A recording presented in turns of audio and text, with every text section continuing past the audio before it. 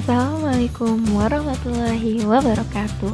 Halo guys, nama aku Sriwulan Nur Hatimah 2008126. Itu NIM aku, Pendidikan Geografi 1A, itu prodi dan kelas aku Universitas Pendidikan Indonesia tentunya.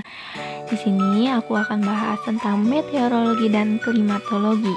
Di dalam kehidupan kita pasti akan mengenal tentang cuaca dan iklim kan, yang tak akan lepas dari pikiran manusia. Dengan adanya meteorologi dan klimatologi, membantu kita mengenal lebih jauh tentang cuaca dan iklim yang tentunya memiliki dampak baik dan buruk. Meteorologi adalah studi ilmiah tentang atmosfer yang berfokus pada proses cuaca dan peramalan, sedangkan klimatologi memberikan informasi mengenai iklim jangka panjang berdasarkan studi ilmiah. Di sini aku akan bahas salah satunya, yaitu konsep cuaca dan iklim. Yang pertama kita akan bahas pengertiannya dulu ya, yaitu pengertian meteorologi. Berasal dari kata Yunani yaitu meteoros, yang artinya benda yang ada dalam udara, dan logos artinya ilmu atau kajian. Meteorologi adalah ilmu yang mempelajari tentang proses dan gejala cuaca yang terjadi di dalam atmosfer bumi, yaitu troposfer, pada tempat yang relatif sempit dan waktu yang singkat. Yang kedua itu pengertian klimatologi. Klimatologi berasal dari kombinasi dua kata Yunani, yaitu klima yang diartikan sebagai kemiringan bumi yang mengarah pada pengertian lintang tempat, dan logos yang artinya sebagai ilmu. Klimatologi adalah ilmu yang mempelajari tentang iklim, keadaan atau kondisi rata-rata cuaca pada suatu daerah yang luas dan dalam kurun waktu yang lama. Iklim memiliki akumulasi data cuaca bertahun-tahun. Untuk menentukan iklim suatu wilayah, diperlukan data cuaca antara 10 sampai 30 tahun loh. Yang kedua, kita akan bahas tentang unsur-unsur cuaca dan iklim. Yang pertama ada suhu udara, yang kedua intensitas penyinaran sinar matahari, yang ketiga tekanan udara, yang keempat kelembaban udara, yang kelima curah hujan, keenam angin, dan ketujuh awan. Kita akan bahas satu-satu ya. Yang pertama kita akan bahas tentang suhu udara. Suhu adalah derajat panas atau dinginnya suatu udara. Di dunia masa gak ada suhu sih? Suhu dinyatakan dengan skala Celcius, Reaumur, Fahrenheit, dan Kelvin. Biasanya kita pakai Celcius ya. Kondisi temperatur suatu daerah dipengaruhi oleh sudut pandang dan intensitas penyinaran matahari, tinggi rendahnya suatu tempat, angin, arus laut, dan awan. Alat untuk mengukur suhu adalah termometer. Umumnya, termometer yang digunakan untuk mengukur suhu udara adalah termometer kaca, bukan termometer buat suhu badan ya. Untuk pengukuran temperatur maksimum, cairan yang digunakannya adalah air raksa. Dan untuk pengukuran temperatur minimum, cairan yang digunakannya adalah alkohol. Jangan salah ya, jangan ketukar juga. Yang kedua, kita akan bahas tentang intensitas penyinaran sinar matahari. Intensitas atau banyaknya dan durasi waktu penyinaran sinar matahari ke permukaan bumi. Matahari gak bersinar setiap harinya ya, pasti ada yang ketutupan awan dan lainnya.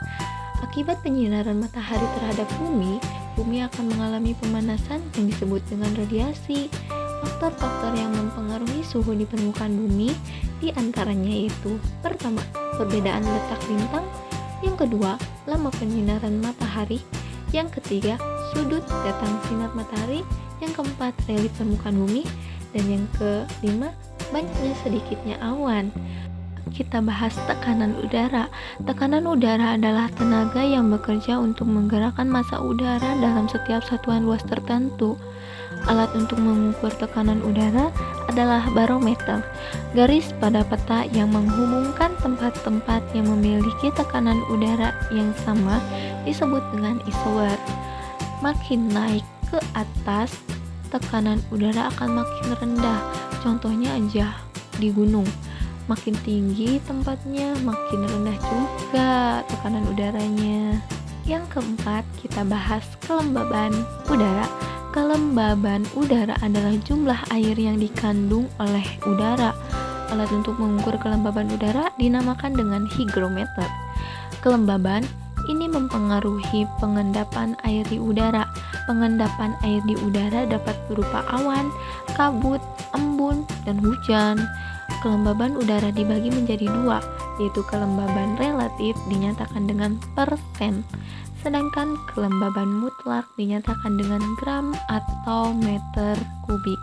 Yang kelima, kita bahas curah hujan ya.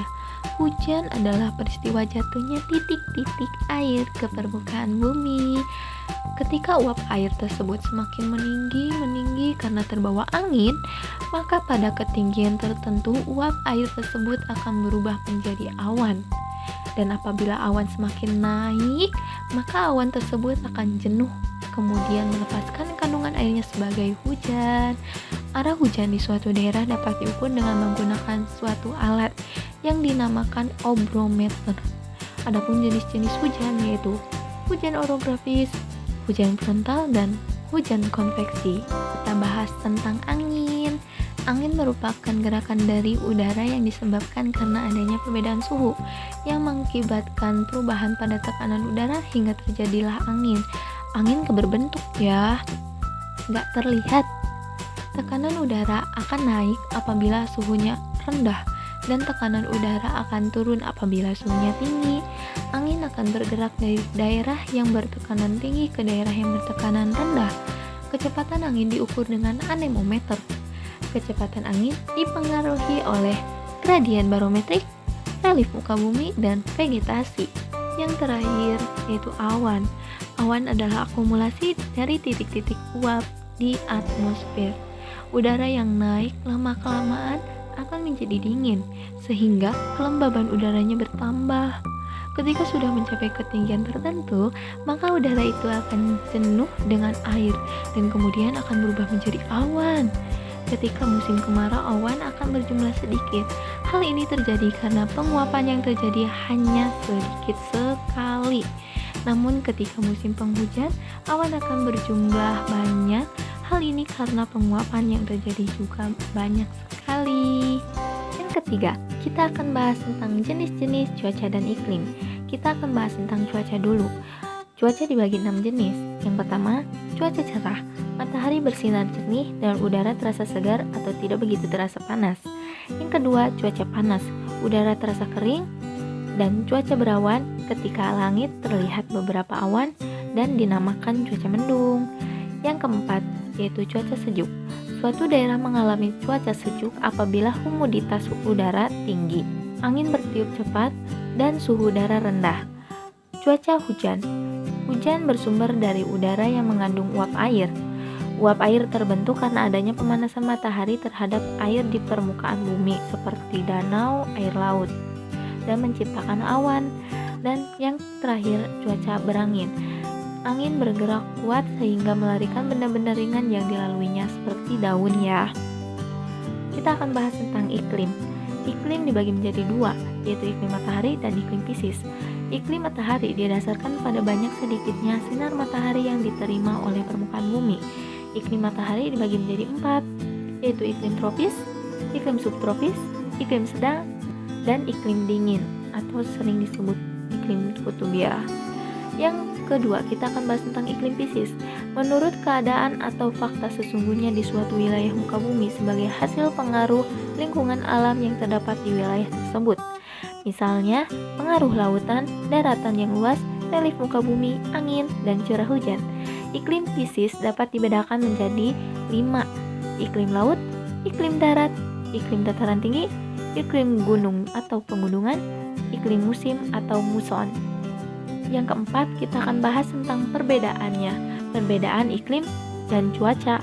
Perbedaan cuaca dan iklim dibagi menjadi 5, yaitu yang pertama, cuaca mudah berubah, sedangkan iklim relatif tetap.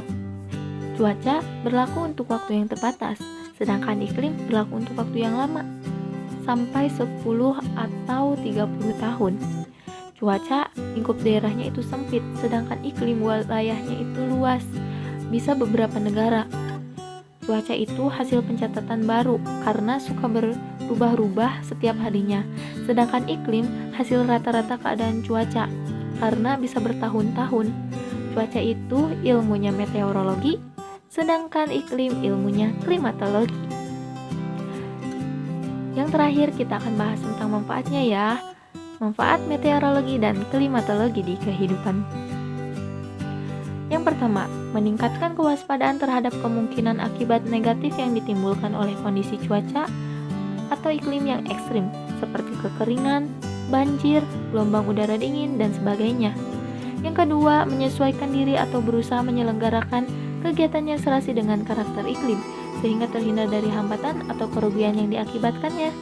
Yang ketiga, menyusun rekayasa bidang teknik, bidang sosial, bidang ekonomi, dengan menerapkan teknologi pemanfaatan sumber daya cuaca atau iklim seperti listrik tenaga angin, tenaga surya, hujan buatan, pertanian hidroponik, rumah kaca, dan rumah plastik. Cuaca dan iklim bermanfaat bagi beberapa bidang. Yang pertama, bidang pertanian. Yang kedua, bidang transportasi. Ketiga, bidang telekomunikasi. Yang keempat, bidang pariwisata. Yang kelima, bidang industri. Dan yang keenam, bidang sosial dan budaya. Setelah mendengarkan presentasi saya undur diri. Wassalamualaikum warahmatullahi wabarakatuh. Bye-bye.